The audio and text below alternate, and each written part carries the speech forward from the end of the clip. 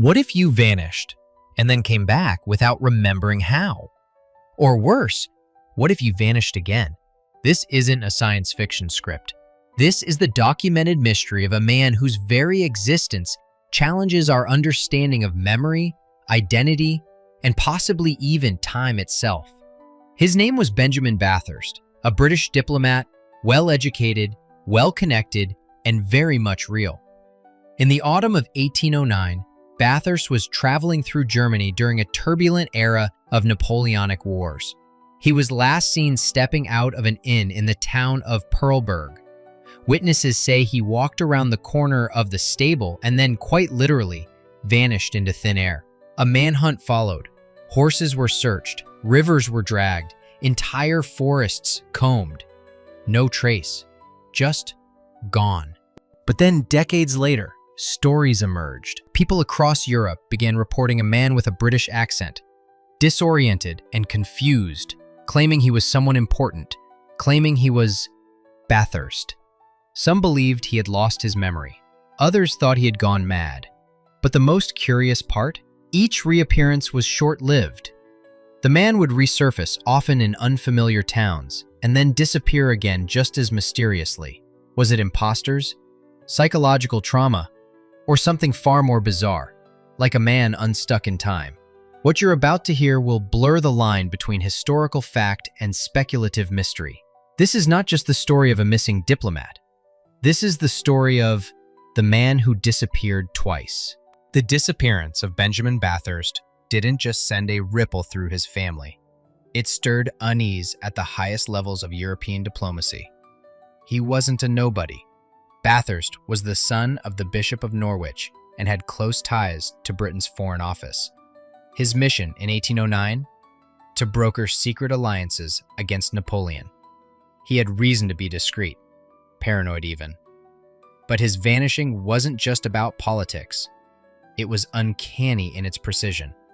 Eyewitnesses claim Bathurst was walking between two carriages at the White Swan Inn when he simply ceased to exist. One servant turned away for seconds, and when he looked back, Bathurst was gone.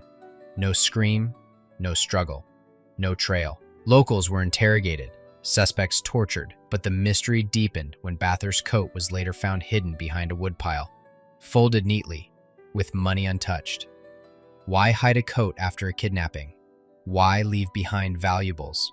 As whispers of espionage spread, so did stranger theories. Some villagers reported seeing lights in the forest that night. Others mentioned hearing a strange humming noise.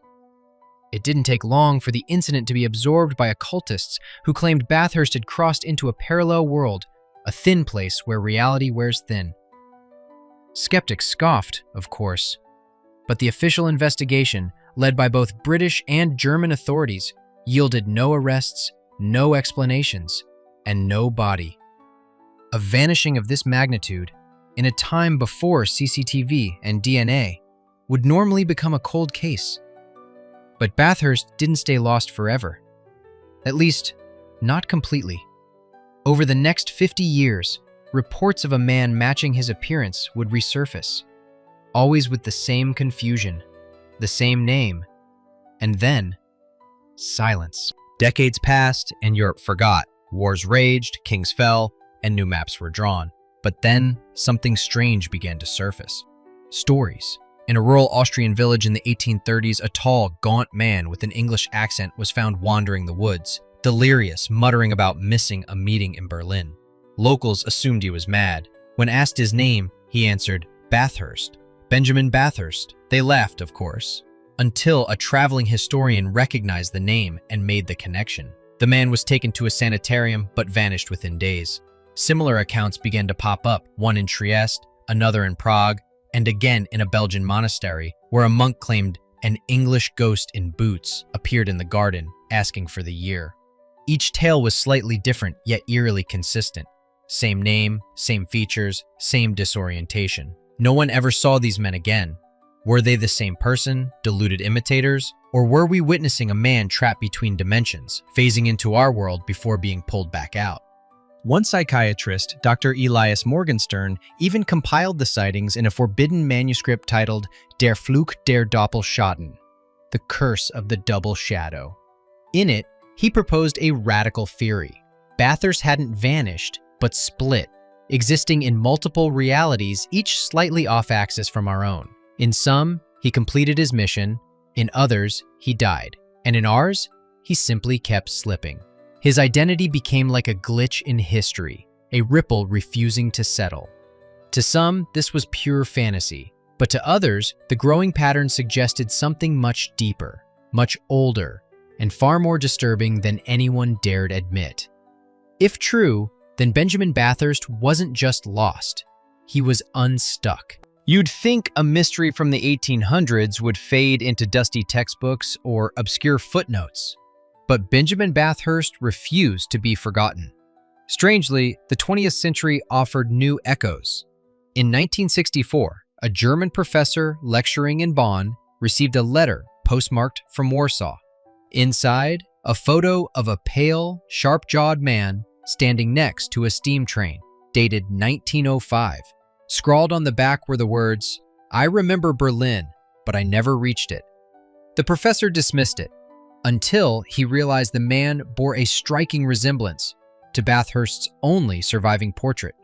Later, during a Cold War declassification in Britain, intelligence files surfaced about a confused man picked up near the Berlin Wall in 1972. He spoke fluent Old English, had no ID, and insisted he was a British diplomat trying to reach Vienna. Before psychologists could interview him, he vanished from custody. No trace, no file, just a redacted report and a codename, Project Doppelganger. Some researchers now believe Bathurst may not be a singular man at all, but a phenomenon, an entity caught between overlapping realities, phasing through them like a scratched record skipping tracks. His appearances may be brief, but each one leaves behind whispers, a photograph, a journal entry, a broken memory in someone else's dream. Online conspiracy forums exploded in the 2000s, with new sightings tying Bathurst to everything from CERN's Large Hadron Collider to the Mandela effect. They ask, what if Benjamin wasn't lost in time, but is time itself breaking around him?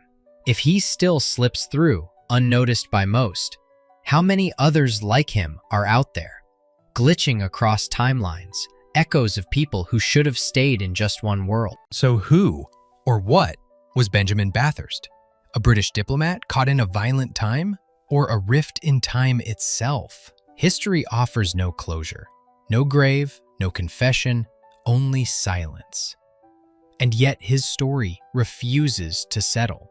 Historians call it an unsolved disappearance.